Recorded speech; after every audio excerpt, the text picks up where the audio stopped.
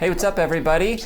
I hope your summer has been a generous one as we're kind of continuing to explore this idea of courageous generosity. So thanks for taking a few moments out of your busy week to do that. Have you had any opportunities to be generous? Do you have a generosity story maybe? Have you ever noticed an interesting phenomenon happens? Sometimes if you get a car, right? Like you get a new car, or maybe new to you car, and let's say you get a blue pickup truck and it's a Chevy and it's a certain make and model. You get that truck and then all of a sudden you start driving around and you start seeing your model of truck everywhere. Has that ever happened to you? You know, your model of car everywhere. Or maybe you buy a book, or maybe you buy a bicycle or something like that, and all of a sudden you just start to notice that item everywhere. Is it that all of a sudden everybody started buying the same kind of car as you, or everybody started reading the same book as you?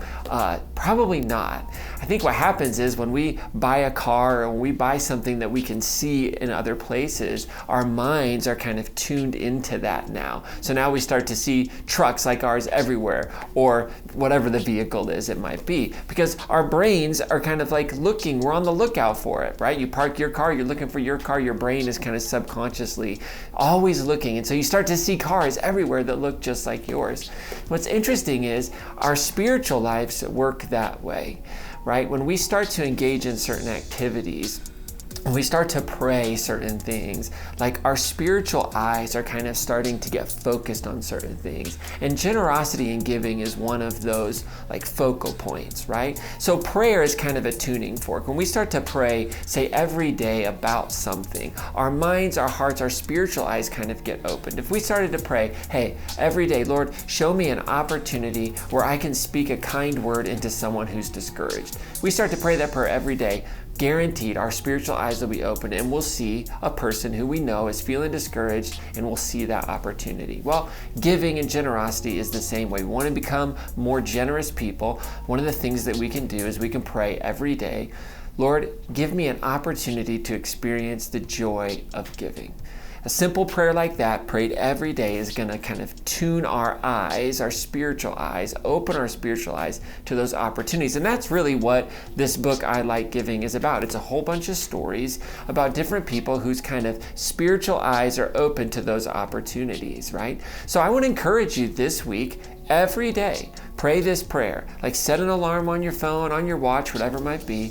Lord, give me one opportunity today to experience the joy of giving, right? So prayer is one way that we can kind of open our spiritual eyes to see the opportunities, to hear the Spirit whisper into our hearts, ways in which we can experience the joy of giving. Another way that we do that is just by regularly giving. I think one of the wonderful benefits of regularly giving to our church, regularly giving to an organization that we love, is that our hearts get tuned into that space, right? Scripture says it this way. Jesus would say, where your heart is, there your treasure is, or where your treasure is, there your heart is, right?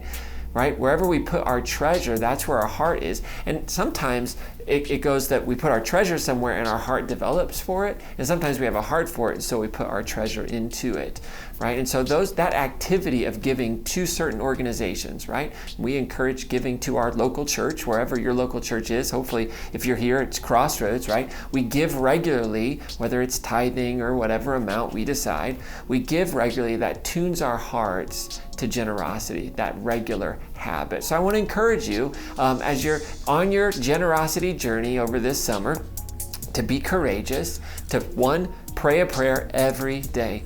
Lord, give me an opportunity to experience the joy of giving today. Give me an opportunity. Show me. Open my eyes. You start to pray that prayer, eventually you're going to start to see opportunities every day. And then I want to encourage you to put your treasure where your heart is. Put your treasure where you want your heart to be, right? Where is your heart, right? So put that treasure, give on a regular basis to things that you love. Give to your church. Give to nonprofits that are making a difference in an area that you're passionate about. And those kind of regular habits, giving and prayer around generosity, are going to impart into you this spirit of generosity for sure. I love one of the stories in I Like Giving about Jeff. Tells this story of Jeff, and Jeff had just finished eating at a restaurant. He had come out, he was sitting in his car, and he noticed that the gentleman next to him was kind of having this heated, loud conversation. And so rather than kind of minding his own business, he rolls his window down a little bit and kind of listens in, and he can hear that this gentleman, his wife, just had a medical procedure or a doctor's visit, and she needed some medicine, and he couldn't afford it. And so once the gentleman got off the phone, Jeff kind of rolled down his window and said, "Hey, I'm really sorry, I couldn't help but overhear your conversation. Are you doing okay?" And the man kind of opened up and said it's just been a tough season, that he was unemployed. He was actually there in that kind of plaza to have a job interview that day, and that it's just been a rough season. And Jeff just listened and said, "Oh, I'm really sorry, and I hope things turn around for you." And he just felt a nudge to help. So he felt like he was going to go on this covert mission. So when the gentleman went in for his job interview, Jeff went to an ATM, pulled out some cash, enough to pay for the medicine that he needed, wrote a little encouraging note, and then kind of slid it through the cracked window onto the driver's seat of that man's car. And he says, I love what it says as he finishes that story. Jeff said, he said, "Ever since then, I've kept an eye out for similar opportunities to give, because even though I'm sure I made his day, helping him really made mine." There's something very selfish about giving. There's something very selfish about generosity. It fills us up. It's addictive. So I want to encourage you. Pray that prayer every day. Lord, open up my eyes to where I can experience the joy of giving. And I want to encourage you to develop the habit of giving to your church, giving to nonprofits that you believe in. Maybe there's somebody in your life that could use a little support for a season, so you come alongside them. All right?